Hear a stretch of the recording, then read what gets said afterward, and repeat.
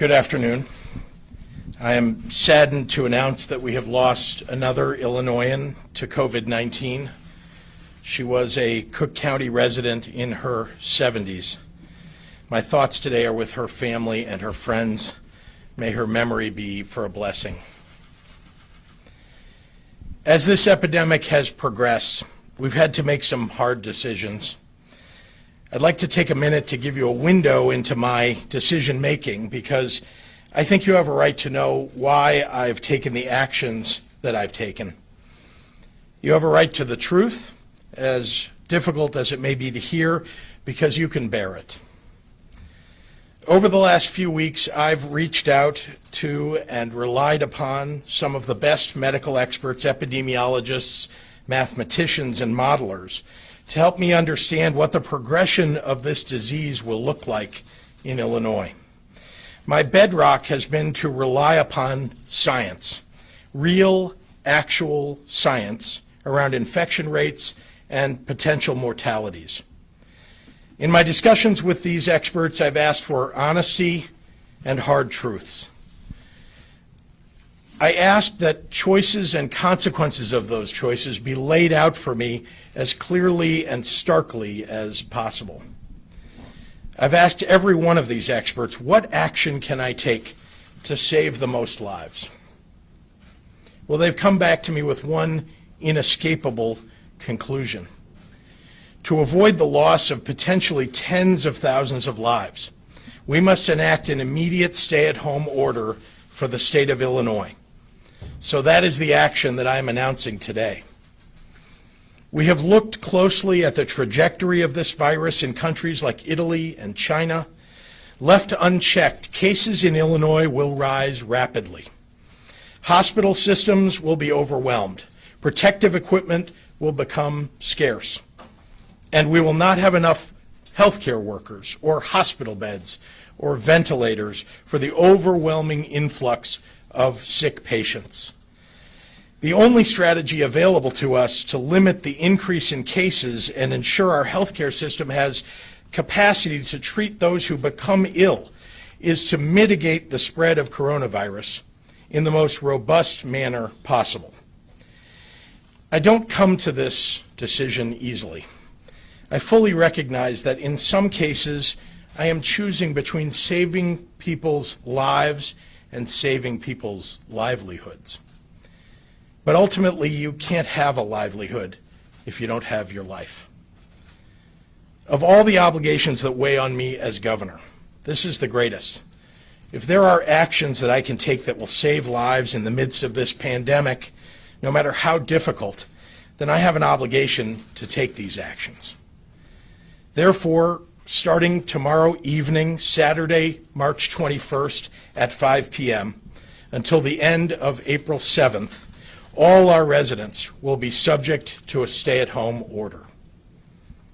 There is a great deal of misunderstanding about what a stay-at-home order means, so I want to clarify it for everybody. Here's what will stay the same. You'll still be able to leave your house to go to the grocery store to get food. You'll still be able to visit a pharmacy, go to a medical office or hospital, or to gas up your car at a gas station. You'll still be able to go running and hiking and walk your dog. Many, many people will still go to work. For the vast majority of you already taking precautions, your lives will not change very much. There is absolutely no need to rush out to a grocery store or gas station. On Sunday and Monday and Tuesday and every day thereafter, those will be available to you. Agriculture and the press, veterinarians and plumbers, laundromats and banks, roads, bridges, and transit, the fundamental building blocks that keep our society safe and steady, will not be closing down. You can still pick up dinner from your local restaurant, pick up your prescriptions, and just spend time with your family. We are doing all that we can to maintain as much normalcy as possible while taking the steps that we must to protect you. That brings me to what will change. All non-essential businesses must stop operating. If you can work from home and aren't already doing so, now is the time when you must. The heroes of this moment are healthcare workers, first responders, law enforcement officers, and the individuals and organizations like the Illinois AFL-CIO and other workers who keep our grocery stores and pharmacies running. Cannot stay home. We need you. This executive order is fundamentally about the rest of us and what we can do to support the people on the front lines of this fight and the people most vulnerable to its consequences. We know this will be hard, and we're looking at every tool that we have to help you through this crisis. For our essential workers, we're going to make sure you have safe daycare to take care of your children while you do the critical work to save us and to keep us safe. For those who are asking to stay home, we're ordering municipalities, to those that we are asking to stay home, we're ordering municipalities across the state to halt all evictions. We need our local leaders to help ensure our families do not lose their homes. I'm also directing additional resources to organizations across the state to serve those experiencing homelessness. For our students, your school districts will continue to provide you with meals, and we will back them up in this. I wish I could stand up here and tell you when your schools will safely reopen, but that is not an answer that I have at this time. We're postponing our tentative reopening date statewide until April 8th, and we'll continue to update you with new information as we have it.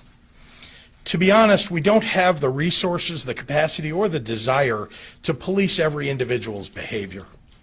Enforcement comes in many forms, and our first and best option is to rely on Illinoisans to be good members of their communities and good citizens, working together to keep each other safe.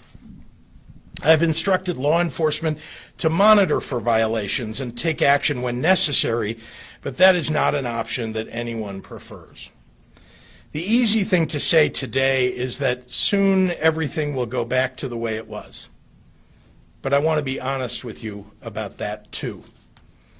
We don't know yet all the steps we are going to have to take to get this virus under control.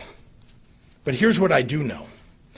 About 150 years ago, the city of Chicago burned to the ground. When the ashes cleared, we passed laws requiring buildings be built with fireproof material. We invented skyscrapers. Chicago went from a small Midwest town to one of the biggest cities in the United States. And just to make a point, we built the Chicago Fire Academy on the very spot where the Great Chicago Fire started burning. In the coming days and weeks, we're going to expand testing in Illinois to figure out how to detect COVID-19 more quickly and more efficiently. Our scientists and our doctors are working on treatments even now. They will screen people more effectively, isolate them more quickly, and attack this more efficiently. They're going to learn, and as they learn, they're going to innovate. They're already on a path to develop a vaccine. Our healthcare infrastructure will adapt because it must. This will not last forever. However, it's going to force us to change, but that's okay. Any event of this magnitude should force us to change.